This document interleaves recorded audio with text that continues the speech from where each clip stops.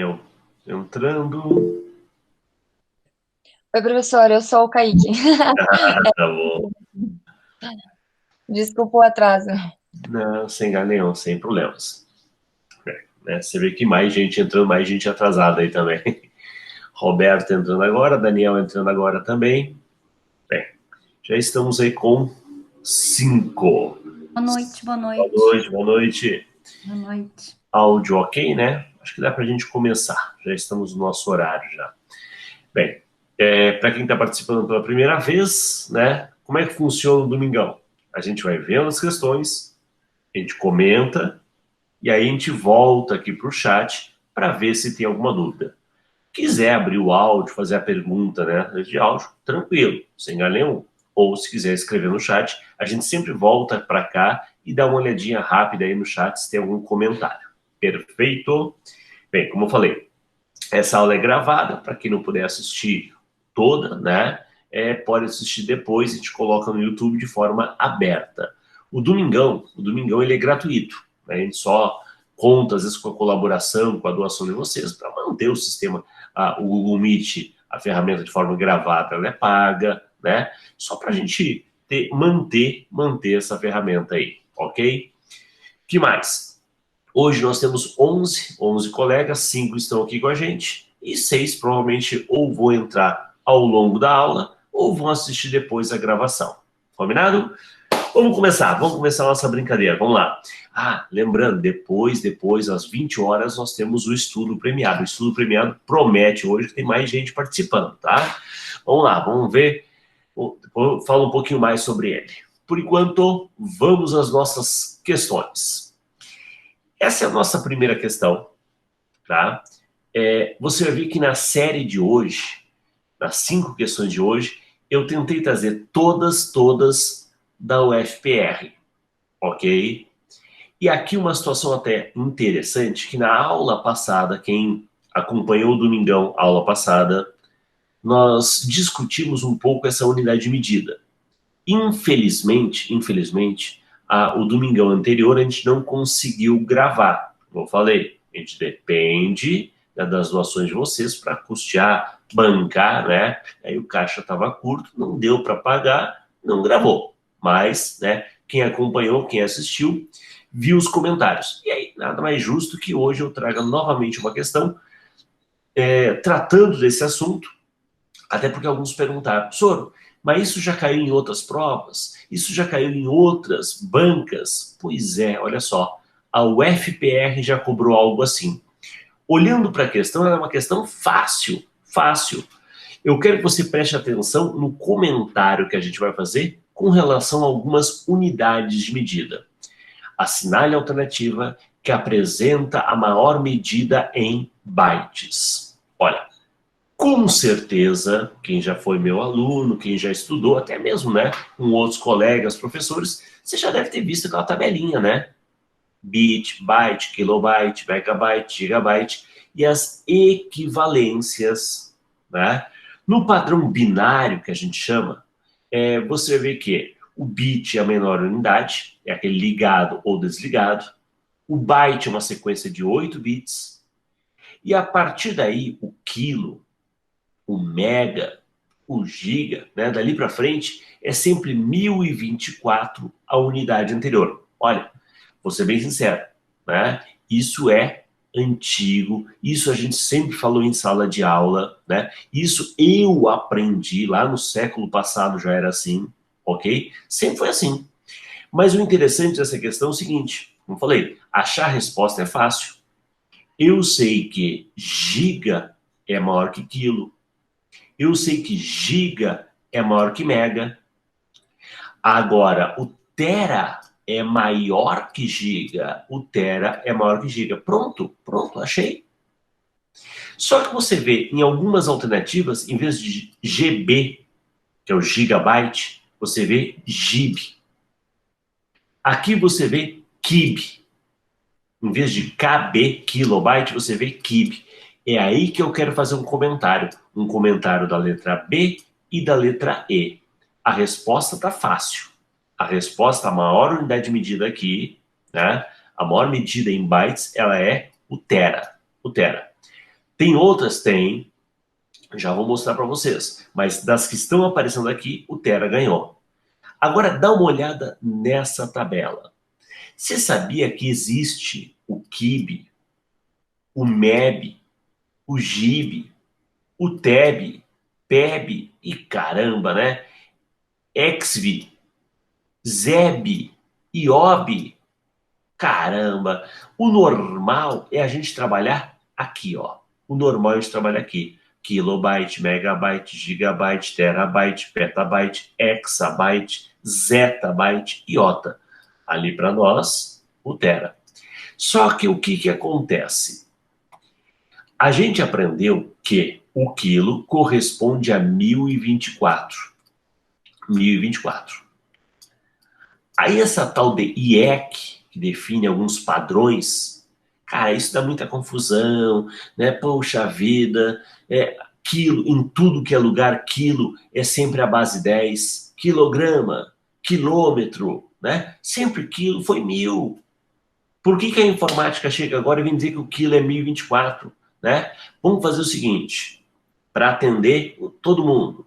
O quilo vai ser 1000. O quilo vai ser 1000. Tá? O mega vai ser 1 milhão. O giga vai ser 1 bilhão. Sempre base 10. E aí vamos criar uma unidade para atender esse pessoal da informática. O IEC fez isso. O IEC fez isso. Então, você vê que isso desde 2000, tá? Do ano 2000. Isso, no ano 2000, acho que como não acabou o mundo, né? Não acabou o mundo no ano 2000, vamos fazer umas coisas aí para organizar a casa, né? Organizar a casa. Então, você vê que KIB corresponde a 2 na 10, que é 1024. MEB, 2 na 20, 2 na 20, tá? GIB, GIBbyte, 2 na 30 e assim por diante. E aí ficou esse sistema internacional, onde o quilo, o mega, é sempre base 10. 1000, 1 milhão, 1 bilhão, 1 trilhão e assim por diante. Ok? Agora, a pergunta é, poxa vida, todas as bancas seguem esse padrão? Não, não. Cara, se a gente pegar até a prova da própria federal, você vai ver, né, que nessa transformação acontece o 1024, como é o que a gente aprendeu antes, tá?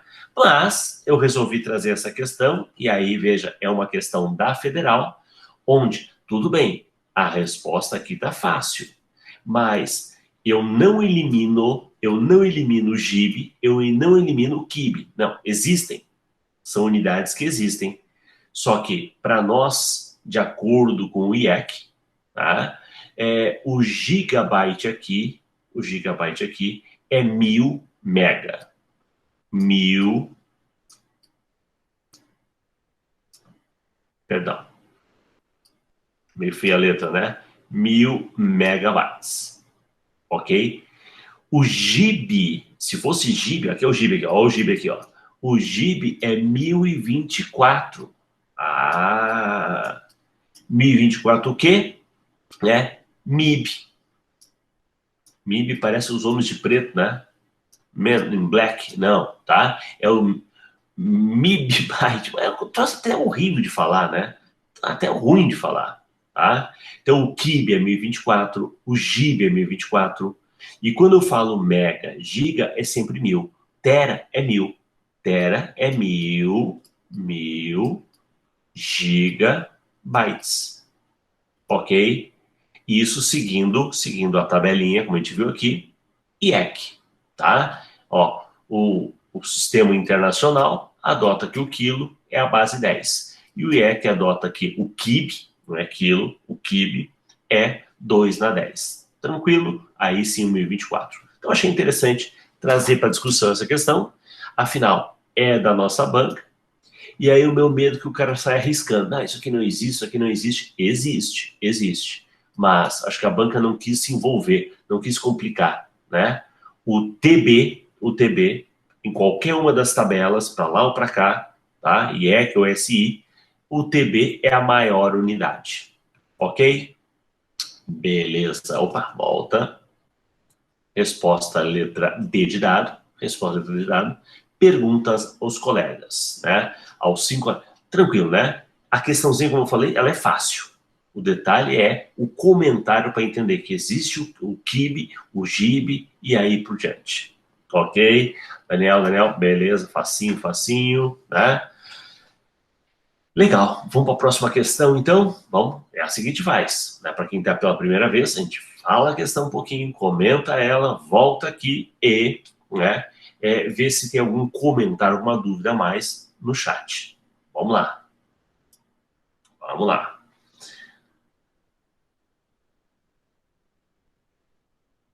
Próxima questão, questão de Linux. Na verdade, veja, essa aqui foi uma questão adaptada. Por que adaptada? Porque o FPR, olha, eu contabilizei que o FPR tem acho que duas ou três questões de Linux. Então, na verdade, essa questão, ela é de Windows, mas ela foi adaptada só aqui, ó, só aqui. As alternativas que tinham eram essas mesmo, ok? Então, opa, tá? Então, o que que acontece? O que acontece? Volta cá. O que acontece? Você vai ver que muitas vezes ele joga uma questão, nas alternativas tem resposta para quem é de Windows, resposta para quem é de Linux, para fazer a confusão. Aí ele aproveita essa questão em duas provas. Numa prova ele cobra do Windows, na outra prova ele cobra do Linux. É o que eu fiz aqui. Eu peguei uma questão já conhecida, sabida, da Federal e adaptei. Qual é a questão? Caso não tenha sido alterado o local de download, sai daí, download padrão, o diretório padrão de download de arquivos do navegador Chrome para Linux Ubuntu é. Então, veja, quando eu faço download, eu sei que, por exemplo, para acessar a minha lista de downloads, eu vou usar o Ctrl J. Cara, isso não tem nada a ver com a resposta, né? Isso aqui é a tecla de atalho no Google Chrome para acessar os downloads que você fez. Mas quando eu fiz uma baixa, onde é que essa baixa vai parar? Em que diretório ele vai parar? Uma coisa é no Windows, outra coisa é no Linux. Vou te dar uma dica. Começa pelas barras. Esta barrinha é a barrinha do Linux. E esta barra, ficou meio deitadona demais, é a barra do Windows. Como é que você vai guardar isso? Bem fácil. Olha lá. Linux e Windows. Então você vai ver que só essa ideia da barra, e eu estou procurando pelo Linux, só essa ideia da barra faz eu riscar letra C, letra D e letra E. Sobrou para nós A e B. Aí vai o comentário seguinte. Olha só, vai o seguinte comentário. O Chrome, né, quando eu estou trabalhando com contas, ok? E aí lembra, o Linux ele é multiusuário, tá? Ele é multiusuário. Quando eu estou trabalhando com contas, o que acontece? O meu histórico, a minha lista de downloads, muitas vezes é diferente da lista do Daniel, é diferente da lista da Roberta, né? Cada usuário tem a sua lista de histórico, a sua lista de downloads, porque é uma coisa particular, pessoal, daquela conta. Então você concorda que esse endereço, esse diretório de download, ele tem que estar associado à conta da criatura? Vamos dar uma olhada. Nas alternativas, a única alternativa que aparece referência à conta é a letra B. Nós sabemos que home é a casa dos usuários. Então, barra home, a casa de todos. E aí, qual é a conta? A conta emeuveg. Lá na conta, no diretório emeuveg, que é o diretório pessoal meu, da minha conta, lá nós vamos ter uma pasta downloads. Beleza, tá aí. Então, quando eu fizer uma baixa, através do Chrome, a configuração padrão manda esse arquivo justamente para a pasta Downloads. Esta pasta Downloads está associada à conta do usuário, que está ligado ao diretório base, ao diretório casa, vamos dizer assim, ao diretório home. Resposta aqui para nós, essa questão, letra B de bola. Legal? Veja. Poxa vida. Aí. Veja que aquela diquinha do L, como a Roberta falou, né? A Roberta falou, o L, né? A barrinha, ou do Windows, a outra barra, cara, só ali já ajudou um monte. Já eliminou 3 alternativas. Tá? Então, como ela falou, dica de ouro, hein? Dica de ouro. Olha só, vamos ver o que o pessoal comentou aí. Amor, macete, beleza, legal. Vou precisar sair. Opa, sério, né? A aula fica gravada, tá? Fica tranquila. E aí eu te pergunto, né? Você vai participar do estudo premiado? Hoje, pessoal, hoje nós teremos aí por volta de 6 colegas participando do estudo premiado. Então hoje vai estar animado, hein? Vai estar animado. Opa, claro que vou, isso mesmo. Né? A Roberta foi a campeã do estudo premiado anterior, né? A primeira edição. Ela vai dizer, mas só tinha 2, né? Interessa, podia ter ficado em segundo. Agora vamos ver, agora nós temos 6. O Daniel participou também, o Daniel vai estar aqui com a gente, né? Vamos lá. Por falar nisso, vamos comentar rapidinho aí, né? Nosso momento de propaganda, o que nós temos aí para a semana. Você sabe que todo domingo, 19 horas, nós temos o Domingão do Marcial. É uma aula free, grátis, mediante as doações dos colegas. É uma aula que fica gravada e depois você pode assistir no YouTube. Depois, às 20, nós temos o estudo premiado. O estudo premiado, para quem não conhece, né? Eu mandei ali um linkzinho daquele teste que a gente fez.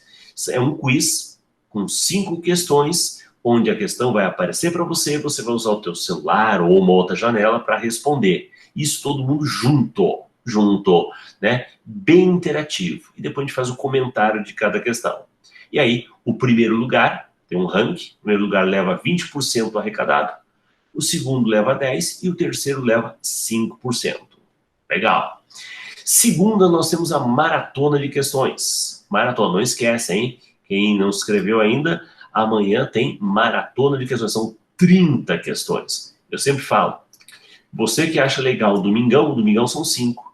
Segunda, são 30. É 6 vezes mais legal, ok? Terça-feira tem aula sobre funções. Ainda não passei o material de funções, tá? São 5 funções a cada terça. E sexta, nós temos a aula de teoria e exercício, ok? Veja, todas elas online, todas elas, né, via EAD. A aula dessa sexta será sobre a parte, temos que terminar aí alguns exercícios, né? Mas a gente vai trabalhar o quê? A parte de processador de texto, a figura do writer, ok? Legal. Feitas as propagandas, vamos à nossa próxima questão. Questãozinha de planilha. Questão 3. Vamos lá. Ó, o FPR, como eu falei, hoje é tudo o FPR. Prefeitura de Curitiba, ok? Assinale a alternativa que apresenta a fórmula correta para calcular a média aritmética dos 15 valores que estão na coluna B. Tá? De B1 até B15. De uma planilha do Excel. Mas, professor, para nós, o que cai é o calc.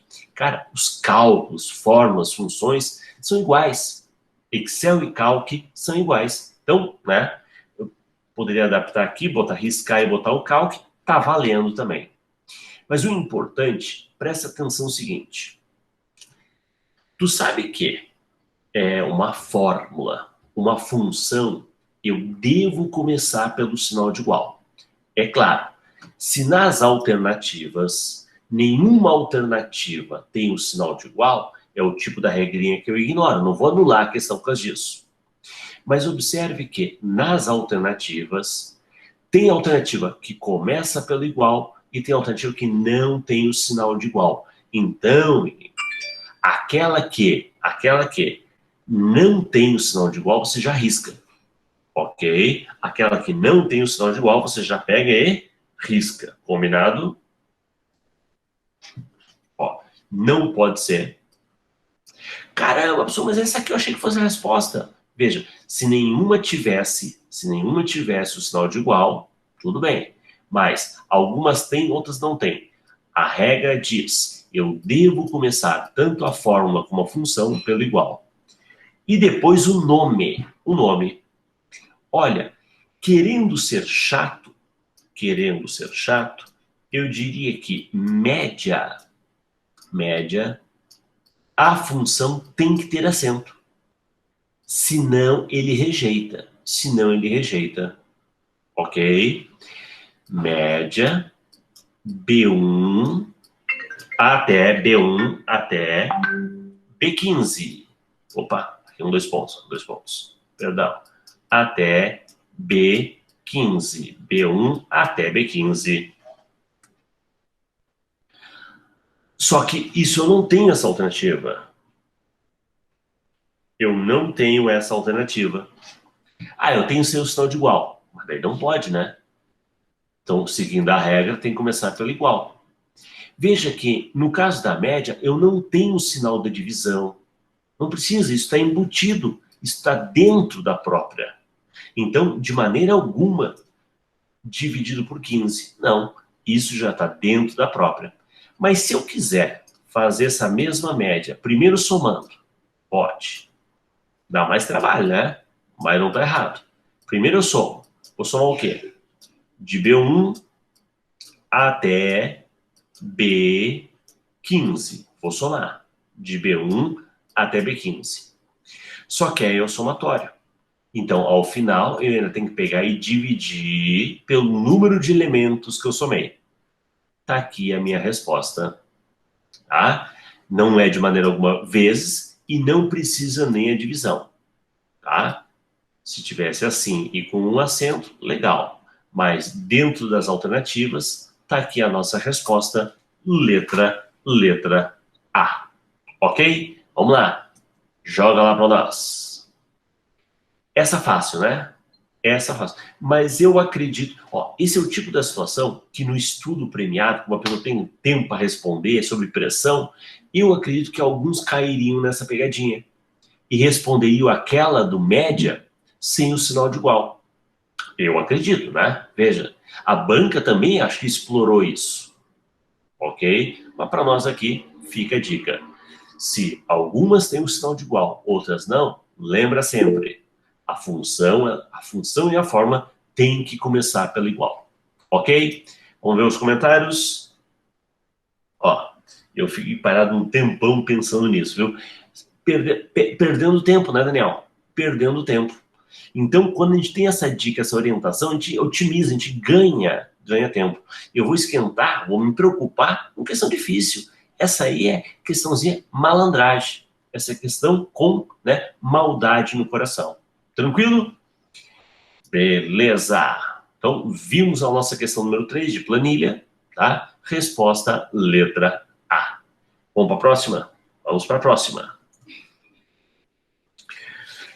A nossa próxima questão, no BR Office, LibreOffice, uma questão 2013, antiga, da Copel, tá? Qual é a função do botão que contém este símbolo? Você já viu esse botãozinho na barra de ferramentas? Você já clicou nele por curiosidade?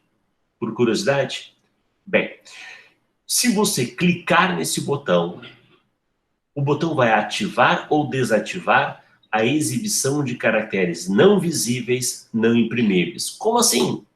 Veja, com o botão ativo, eu vou ver quando foi dado Enter, eu vou ver que entre uma palavra e outra existe um espaço em branco, é um ponto no meio da linha. Eu vou ver quando foi dada uma tabulação, uma setinha, tabulação. Quando foi dado, por exemplo, uma quebra de linha. Então eu vou ver essa série de caracteres que não são naturalmente visíveis e nem imprimíveis, ok? Se eu clicar, eu ativo a exibição desses caracteres. Ele habilita ou desabilita a exibição desses caracteres. resposta aqui para nós, letra D. Inserir fórmula, inserir símbolo, ajuda. Pô, primeiro, né? Você achou que fosse interrogação, né? Não, não, não, não. É esse símbolo, ó, é esse botão, esse botão. Acionar a higienização automática. Não, não, não. Tá? A ideia e é um botão já manjado, conhecido na área de concurso. Já várias vezes caiu em prova. Ó, a Federal apenas, né, aplicou pensando aqui no Writer, mas ele funciona da mesma maneira também no Word. Olá. Né? Está atento. Às vezes ele mostra o desenho do botão, fica mais fácil, mais visível, tá? Então, depende, né? Como eu falo, isso já caiu várias vezes, Rafael, várias vezes. Algumas maneiras passa meio batido, eu nem tinha me tocado aquele símbolozinho. Algumas pessoas chamam carinhosamente aquele símbolo, que é a marca de parágrafo, de pi. Aquilo ali não é um pi, não é de maneira alguma um pi. Aquilo ali é a ideia da marca de parágrafo. Mas para o cara que chama de pi, tem lá, ó, inserir fórmula. Pô, o cara já chama aquilo de pi, né? Concordar com inserir fórmula é meio caminho. Então, questãozinha também típica, cobrando aí botões do nosso LibreOffice. Chama a atenção dos colegas que o LibreOffice, né, ele tem uma série de botões que são diferentes do que você está acostumado no Word. Então, minha sugestão, baixa, instala o LibreOffice para você conhecer um pouco mais desses botões, tá? Claro que esse aí, por exemplo, esse é um botão, né, que é igual no Word. Então, esse aí não tem grande mistério. Mas para quem não conhecia, apresento aí o exibir, o mostrar caracteres não imprimíveis. Legal? Vamos lá? Vamos para a nossa próxima questão. Próxima questão. Alternar marcas de formatação, né? Como eu falei, alternar porque ele vai habilitar ou desabilitar, né, a exibição desses caracteres, como espaço em branco, como o Enter, como marca quebra de linha. Então eu vou enxergar esses caracteres que não são visíveis, Roberta. Ah, legal, olha aí, ó. Roberta colocando para nós qual é a tecla de atalho. Pô, eu acho bem mais fácil clicar, né? Clicar nele. Mas se você teclar Ctrl F10, né, ele tem esse mesmo efeito. Porque às vezes, veja, é uma questão manjada, não é? É uma questão manjada, já caiu várias vezes, mas e aí? Vamos cobrar diferente? Vamos cobrar em que categoria de barra de ferramentas está? Vamos perguntar qual é a tecla de atalho que está associada a esse botão? Vamos perguntar em que menu eu encontro esse recurso, né? É a mesma questão, só que são as várias formas de cobrar, ok? Então fica aí a dica. Ctrl F10 equivale àquele botão. Show? Vamos para a próxima. Ó, mais uma da UFPR, para a gente fechar Itaipu, 2017. Para conectar um novo dispositivo a uma rede corporativa, é necessário informar o número de identificação do hardware. Esse número é informado por meio do... Olha só, não vou dar resposta ainda, mas eu acredito, né, que muitos vão dizer que o que identifica aquela máquina é o tal do IP. Veja, o IP é o chamado endereço lógico, o endereço que é associado com você no momento da conexão perante a rede. Mas aqui eu estou falando do endereço físico, o endereço da máquina, o endereço da placa de rede. Eu sempre falo, né? É como se fosse o número de série, o chassi lá da tua placa de rede. É o tal do endereço MAC, tá? Endereço MAC. Esse é o tal do endereço físico. Esse aqui não muda. Esse endereço MAC não muda. A tua máquina, a tua placa de rede tem sempre esse endereço. Eu vou associar no momento da conexão aquele endereço MAC a um IP. O IP ele pode ser variável. Me conectei agora, ganhei o IP tal. Me conectei amanhã, eu posso ganhar um outro IP diferente. Mas o endereço MAC é o endereço físico, ok? Até muitas vezes mais fácil o controle, né? eu vou habilitar que só pode acessar essa minha rede corporativa as máquinas tais, liberando para o endereço MAC tal, ok? É endereço de máquina, machine, né? Porque máquina com C, né? Fica estranho, né? Mas é que é MAC de machine, de máquina mesmo, né? Em inglês. Perfeito? O endereço da máquina. Aqui nós temos um protocolo de e-mail, nada a ver, e outras siglas que, sei lá, tiraram lá do além, né? Não tem nenhuma relação. O único que poderia confundir aqui é o IP, mas esse é o endereço lógico pós-conexão, depois de conectado. Ok? Tranquilo? Vamos lá. Dúvidas nessa última questão? Letra A, MAC. Ok?